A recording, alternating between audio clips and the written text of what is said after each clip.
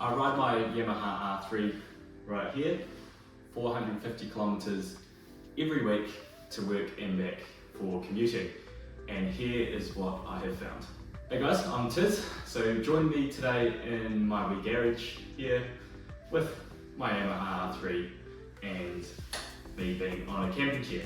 So I'm in a relaxed setup and I'm going to talk to you today about how I've actually found commuting on this wee R3, a bit of the pros and cons, and if I would change anything, what would I change?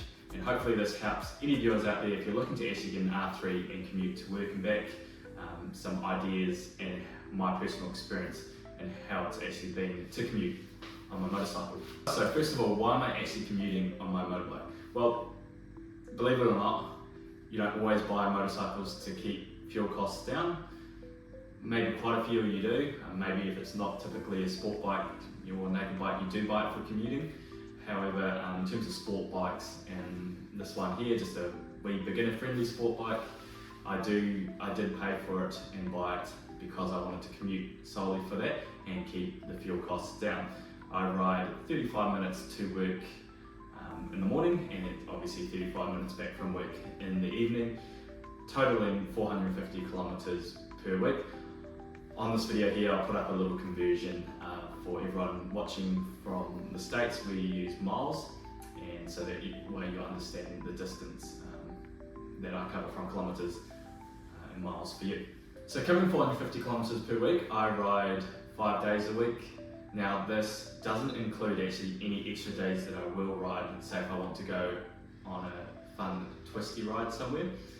Saying that, all the roads where I live are pretty much twisty roads, so that makes it super fun. I look forward every morning riding to work, and every afternoon when I come back from work, I always look forward to riding the R3. Believe it or not, it is fun. Okay, so I'm going to actually talk about now the comfort of the R3, so how I actually found the comfort riding this bike and commuting every day to work. So let's start with the seat or my butt.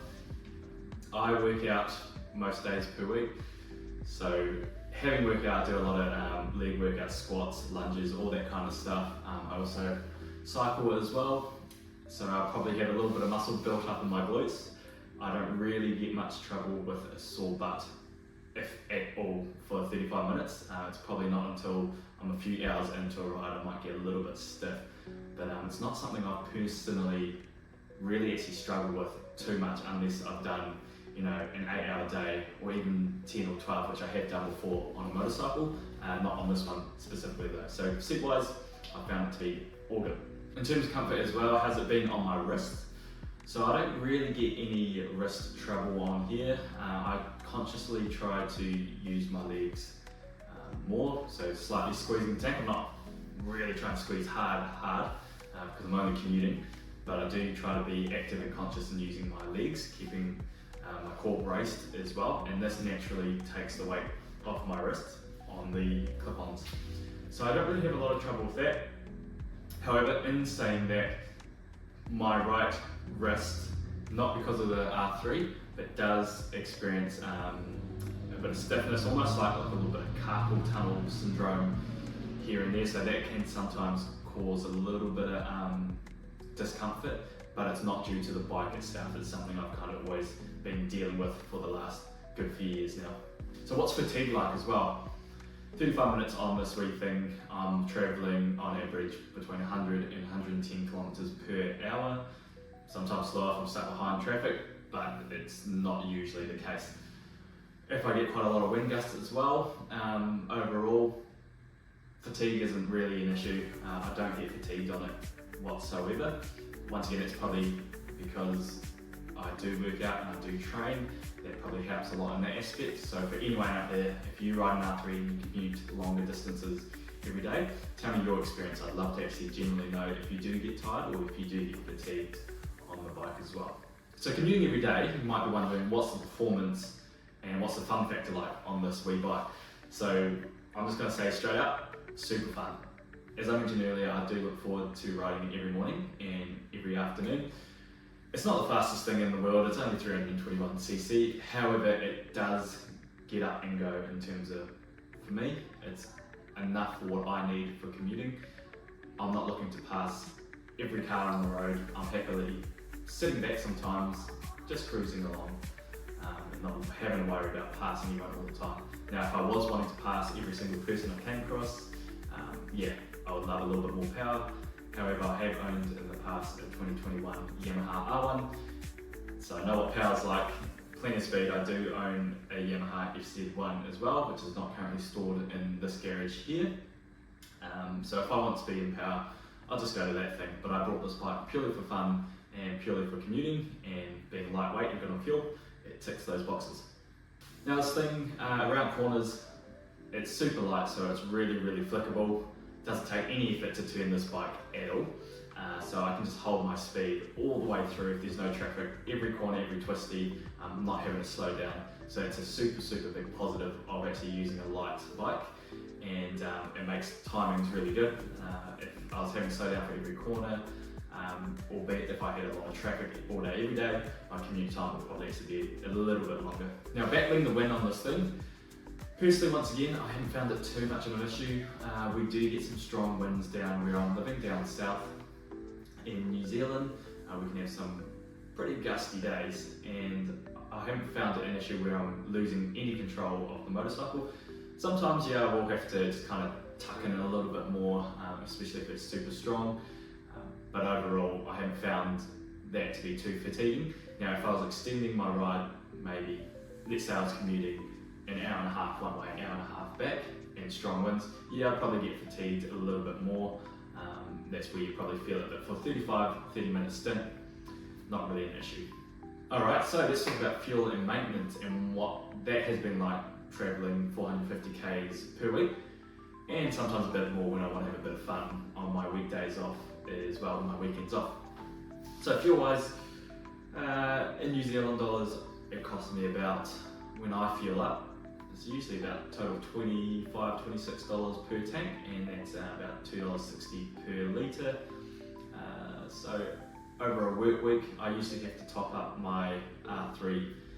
I'll get 3 days of riding, and then I'll have to fuel it up to full again, and then that will overlap into the next week. So you're probably looking, if I were to say a figure on how much fuel I actually do use on it, I'd say probably I use about $35 New Zealand per week. So it's actually pretty economical. I was using my Subaru Forester before that, and that would usually cost me about 110 to 120 New Zealand dollars per week for the same commuting. So big cost savings with using the R3.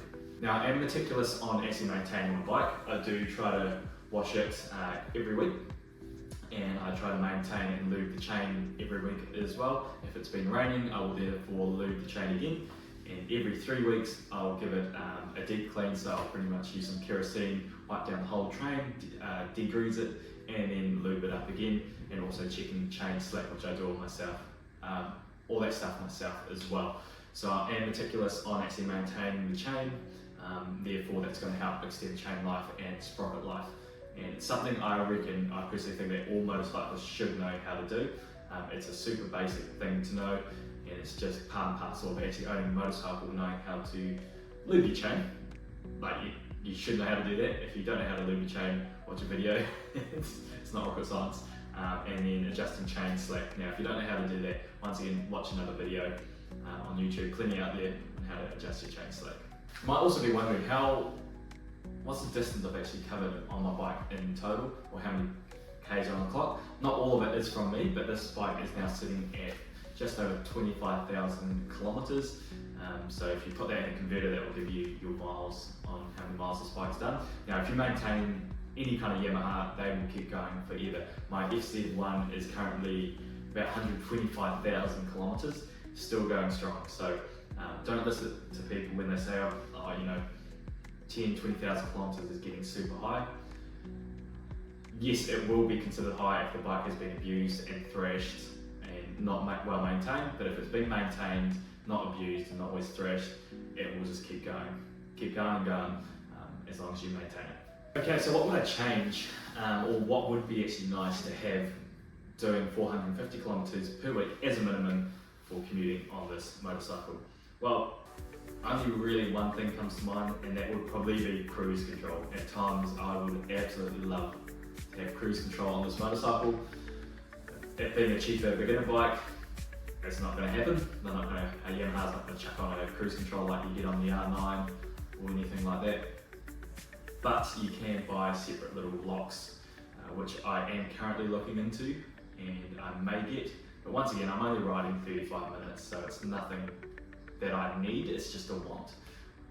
But it would be nice and handy, especially when my wrist just plays up, does a little bit, as it always does, not just because of the bike, but just this kind of condition I have here.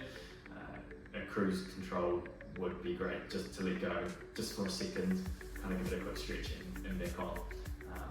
Where I am, there's not a lot of traffic, so I can just maintain my speed all the way through, so cruise control would be awesome. Other than that, so cruise control, I probably wouldn't change anything else on it actually. I'm happy with the way it is at the moment. There's a couple of things I want to buy, like some different levers and stuff like that, but those are once again all wants and they're not needs, so that can wait a little bit. So in conclusion, will I keep riding this motorcycle and commuting 450 k's per week? Yes I will, 100%. I'll do it in the rain, I've got wet weather gear, and I'll do it if it's gusty and windy.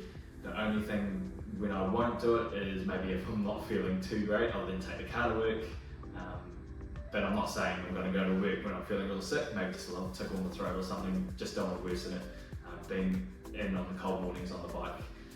However, yes, I'll continue to do it, and it's something I genuinely look forward to, and then usually go for a ride on the weekends, just to a location, having a bit of fun as well.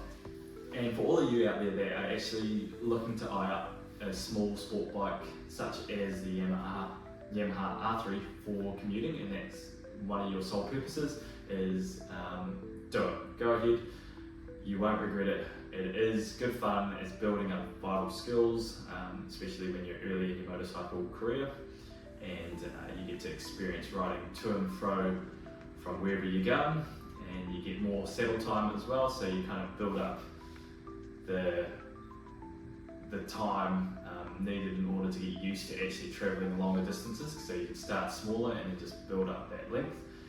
What about for experienced people such as myself, motorcycling? If you have bigger bikes, for example like I do in Yamaha FZ1, yeah, if you're looking to just commute, hop your leg over this thing, flick it around because it's super light and cheap on gas, go for it. So it's not something I'd say to anyone out there is avoid the R3. And the R3 is an amazing bike, and there's also the new generation out, which I'm sure many of you have actually seen as well, which looks super cool. But I love this one.